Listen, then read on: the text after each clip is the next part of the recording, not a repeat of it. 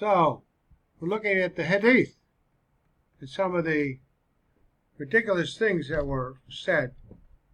Stars as missiles. The stars were created by Allah as missiles to throw at the devils, according to Muhammad in Volume 2. Astronomers should be interested in this doctrine of Muhammad. Do as they say, not as they do. Muhammad commanded everyone to have a will when he himself failed to make one. I asked Adullah bin Abu Aufa, did the Prophet make a will? He replied, no. I asked him, how is it then that the making of a will has been enjoined on people? What do spirits eat? The jinn, or spirits, eat dung and bones, according to Muhammad.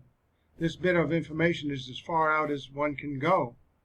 No assurance. Muhammad had no assurance of salvation. The Prophet said, but Allah, though I am the apostle of Allah, yet I do not know what Allah will do to me.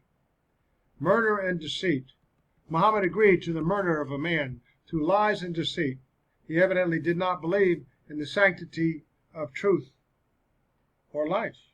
600 wings. The angel Gabriel has 600 wings according to Muhammad.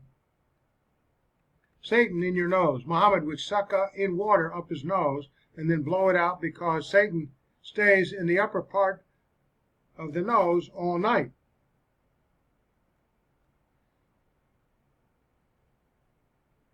I have yet to find a single Muslim who will defend this strange doctrine and practice of Muhammad. Fevers from hell. Muhammad believed that a fever when sick was from the heat of hell. The Prophet said, fever is from the heat of the hellfire, so cool it with water. All sorts of questions come to mind when you really think about this doctrine of Muhammad. Noah's Ark. Noah's Ark appeared and floated in front of their eyes. How or why this happened, we are not told. Dirty water magic. Muhammad's followers fought over who would get the dirty water left over from his washings. They would smear it on their bodies or drink it to secure a magical blessing from it. Holy spit.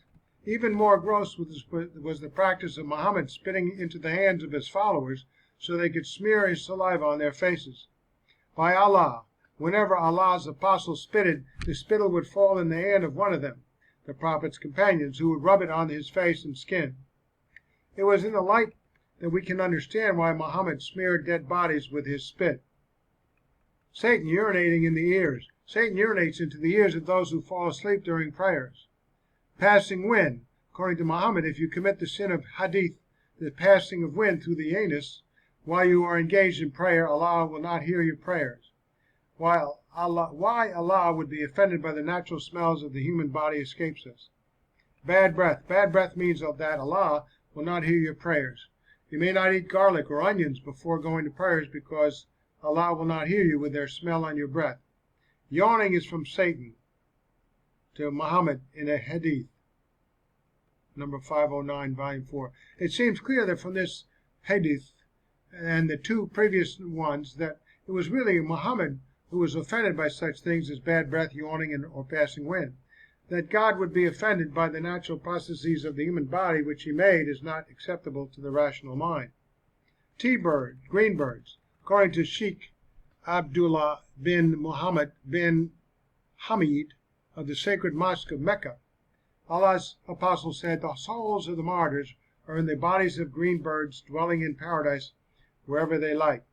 If this is true, we do not understand how these green birds will ever be able to enjoy all those beautiful women chained in different corners of paradise. Conclusions. If Muhammad was truly Allah's apostle, then what he taught came from Allah and must be true. But if what he said is so outlandish and absurd that it cannot be true, then how can he be an apostle of Allah? The logic is inescapable. The Hadith is the final blow that explodes the chain of Muhammad that he was an apostle and prophet of God. That's all I have to say on that.